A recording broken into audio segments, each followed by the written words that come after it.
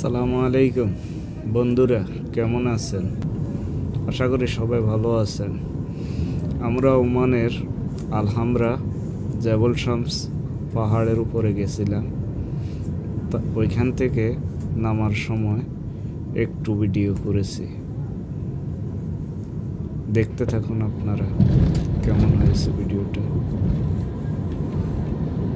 আপনাদের কাছে যদি ভালো লাগে লাইক, শেয়ার, কমেন্ট করুন, আর অবশ্যই কমেন্ট করে জানাবেন কেমন লাগলো। যদি ভালো লাগে আগামীতে ওমানের আরও অনেক ভিডিও দেব, আপডেট নতুন করে ইনশাল্লাহ। সবাই ভালো থাকবেন। আসসালামু আলাইকুম।